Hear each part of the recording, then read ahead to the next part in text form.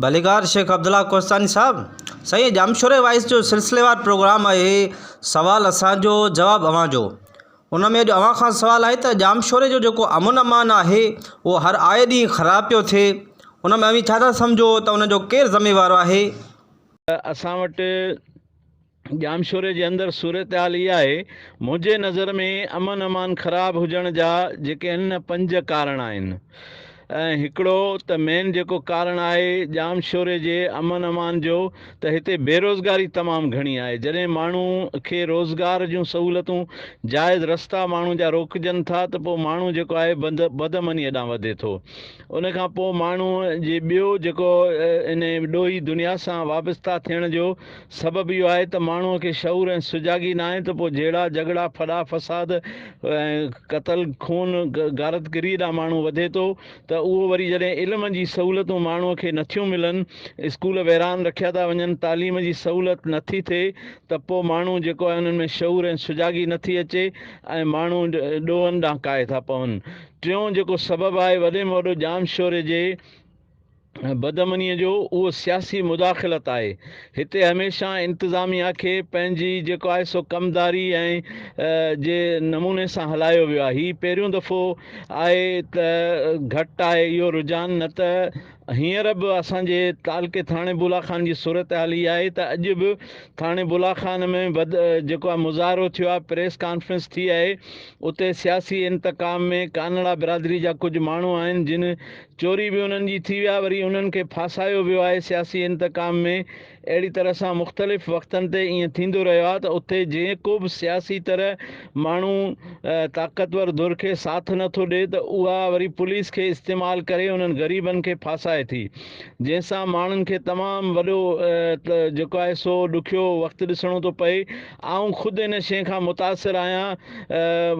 2019 जे अक्टूबर जे 12 तारीख़ मूं ते खुदि वार थियो, जंहिंमें मूंखां फुर बि थी, मार कुट बि थी ऐं मूंसां जेको आहे सो हिकिड़ी तमामु माना मूंखे जेको तकलीफ़ पहुचाए वई। ॿियो जेको बदअमनी जो मुंहिंजे सम्झ मुताबिक़ कारण आहे उहो ॿारनि जी आबादगारी आहे।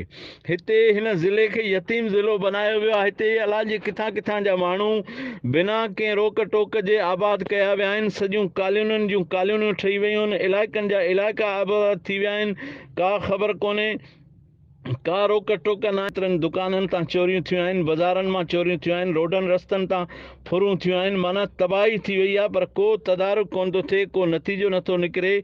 ऐं इन इहा ई सूरत हाल जे रही जेकॾहिं जामशोरो तव्हां ॾिसो अॼु ॾींहं ताईं ईअं न थियो आहे त कंहिं माण्हूअ सां को हादसो थियो हुजे, का जेका आहे तकलीफ़ पहुती हुजे, कॾहिं को अहिड़ो मिसाल मिले त को MPA को MNA साहब उन वटि लड़ी आया हुजनि, 2 कदम खणी हुनखे आथत ॾियण या आसरो ॾियण त बाबा असीं तव्हांजे ॾुख में शरीक थियण आया आहियूं ऐं असीं तव्हां सां इनशा अल्लाह जेको मदद कंदासीं, तव्हांखे फुरथियल या जेको आहे अमानत वापसि वठराए ॾींदासीं ऐं तव्हांजो असां बिलो कंदासीं, इन बंदोबस्तु कंदासीं।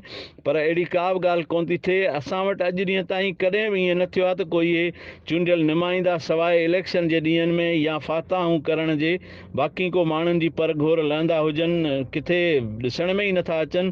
त इहो सॼो अवामी नुमाइंदनि जो कमु हूंदो आहे त माण्हुनि जे ॾुख सुख ते पूरी नज़र रखनि। इन जे करे मुंहिंजे ख़्याल में इन्हनि सभिनी शयुनि ते जेकॾहिं सरकार सगोरी तवजो ॾींदी, माण्हुनि खे रोज़गार ॾींदी, आबादगारीअ ते थोरो नज़रदारी रखंदी ऐं जेको आहे सो माण्हुनि खे पंहिंजो कंट्रोल में रखण जे लाइ उपाउ वठंदी त इनशा अल्लाह ताला उमेदु आहे अल्लाह जे ज़ात में त अमन अमान थी सघे थो। अमन जॾहिं अॻे हो त हाणे छो नथो थी सघे, हाणे बि थी सघे थो, पर सिर्फ़ु ज़रूरत इन ॻाल्हि जी आहे त तवजो ॾिनी वञे ऐं अमन क़ाइमु कयो वञे। वॾी महिरबानी शेख अब्दुल्ला कोस्तानी साहब जो अवी जामशोरे वाइस जे सिलसिलेवार प्रोग्राम सवाल असांजो जवाब अवां जो में अमन जहिड़े हिकु अहम मौज़ूअ ते जेको आहे सो हिसेवार थिया आहियो। तमामु जल्द वरी हिकु नए सवाल सां गॾु अवां अॻियां हाज़िर थींदासीं।